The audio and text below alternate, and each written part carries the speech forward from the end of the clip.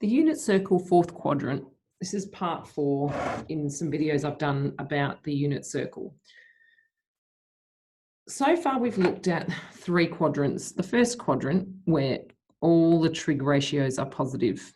In the second quadrant, S for second, S for sine is the only one that's positive, and I'll write those in.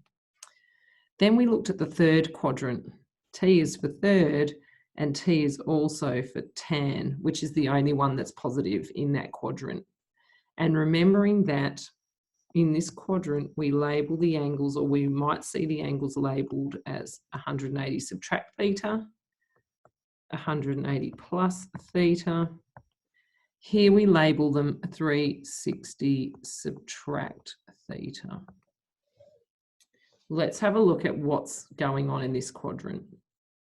So we've got an angle of theta as our reference angle, but of course we don't refer to that as our angle because an angle of theta indicates to us that it's positive. Okay, so that we're in the first quadrant. So when we see this written, if we are talking about an angle that's all the way around here, while the size of the angle might still be theta, we refer to it as an angle that is 360 subtract theta. Okay, so remember that the x-axis is our 0 point, but it's also, sorry about the bell, but it's also, so the x-axis is our 0 point, but it's also, we can call it a full 360. Okay, so at the point where we've done a full revolution around here, we've also traveled 360 degrees, and then our angle is 0 subtract theta.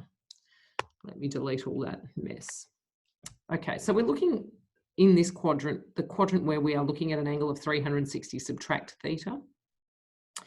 What's going on there? What do our ratios look like? So remember, we are looking at sine of 360 subtract theta. So remember, we're still measuring an angle of theta, which effectively gives us the same size angle as if we were in the first quadrant, which we know a little bit better than other quadrants.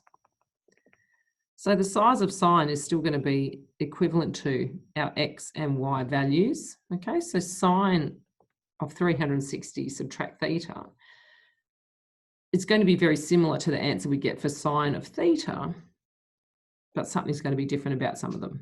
Okay, so sine in this case is y. Okay, still opposite side divided by hypotenuse, but in this case our y value is negative. So in fact our answer is really going to be the same as, and I'm just going to delete that to give me a bit more space. It's really going to be the same as doing sine of theta, whatever that is, okay? And I'm talking about theta right there, but my answer in this quadrant is going to be negative. Similarly for cos.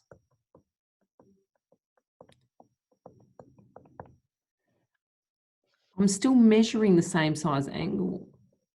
So my answer is going to be very similar.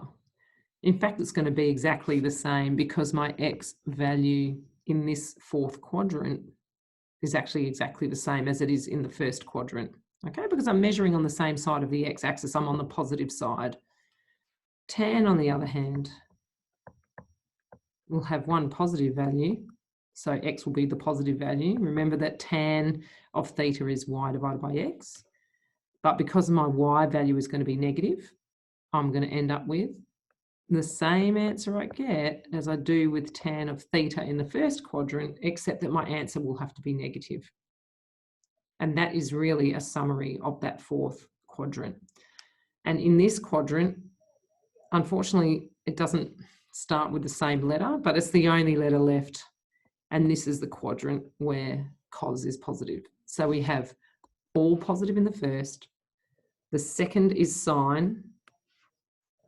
The third is tan.